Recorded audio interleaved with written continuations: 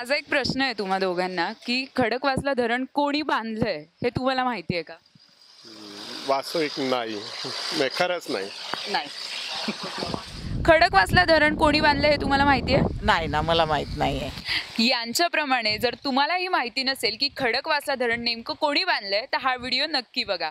नमस्कार, मी प्रियांका कुलकर्णी. गोष्ट पुण्याचीच्या या नव्या एपिसोडमध्ये तुम्हा सर्वांचं स्वागत. या धरणाचा नेमका इतिहास काय आणि हे धरण कोणी बांधलंय हे या व्हिडिओच्या माध्यमातून जाणून घेऊयात.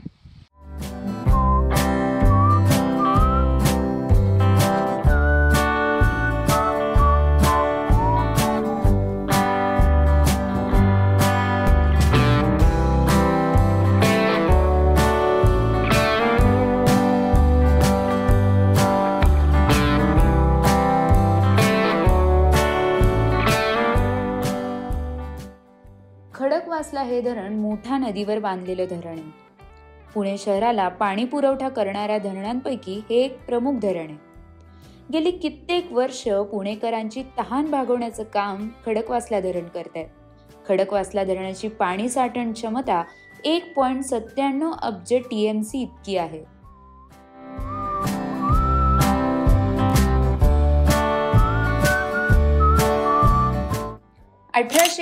मध्ये खडकवासला हे धरण बांधण्यात आलं. हे धरण ब्रिटिशकालीन धरण आहे. हे धरण बांधण्याच्या प्रक्रियेत महात्मा फुलेंचा मोलाचा वाटा आहे, कारण महात्मा फुले यांच्याकडे स्थापत्य कलेचं ज्ञान होतं. 19व्या शतकात त्याच्या उत्तरार्धात सतत दुष्काळ पडत होते महाराष्ट्रात.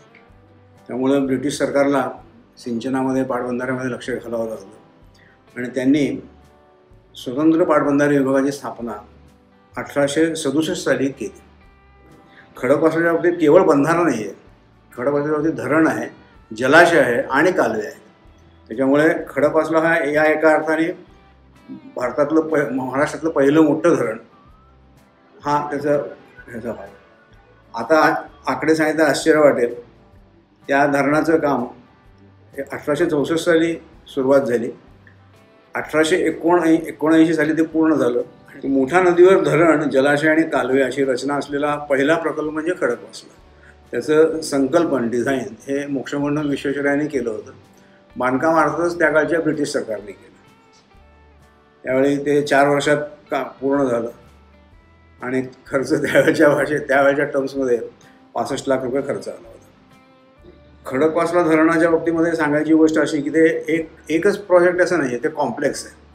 म्हणजे त्याच्यात काय झालेलं आहे, पानशेत, वरसगाव आणि टेमघर आणि खडकवासला, तर 4 धरणांचं पाणी एकत्र येऊन खडकवासला आहे. तिथून पुढे कालवे काढलेले आहेत. तो जो नवीन मोठा उजवा कालवा आहे तो त्याच्यातून ते पाणी पुढे मिळतं. 12 जुलै 1961ला पानशेत धरण फुटलं आणि त्याच्यानंतर 4 तासांनी त्यावेळचं खडकवासला धरण फुटलं. खडकवासला नवीन धरण हे साधारण 1965 साली बांधून पूर्ण झालं आणि तेव्हापासून आता हे काम सगळं चालू आहे. साधारण पुणे जिल्ह्यातल्या हवेली, दौंड, इंदापूर आणि बारामती या तालुक्यांना सिंचनासाठी पाणी मिळतं या प्रकल्पामुळे. आणि 2 उपसा सिंचन योजना ज्या महत्त्वाच्या आहेत, जनाई, शिरसाई, याला पाणी मिळतं. वीकेंड आणि पावसाळ्यात बरेच लोक खडकवासला धरण पाहण्यासाठी येत असतात.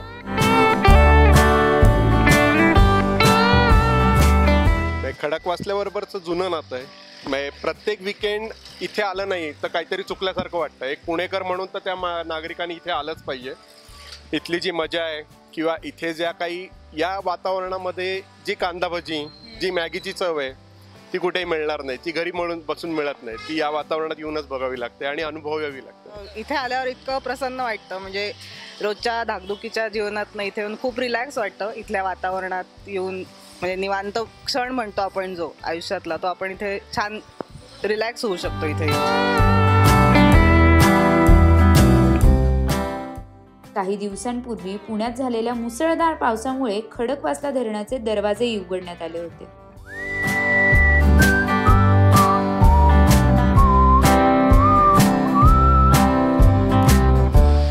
खडकवासला धरणाची ही माहिती तुम्हाला कशी वाटली हे आम्हाला कमेंट करून नक्की कळवा आणि लोकसत्ता ऑनलाईनच्या YouTube चॅनलला सबस्क्राईब करायला विसरू नका.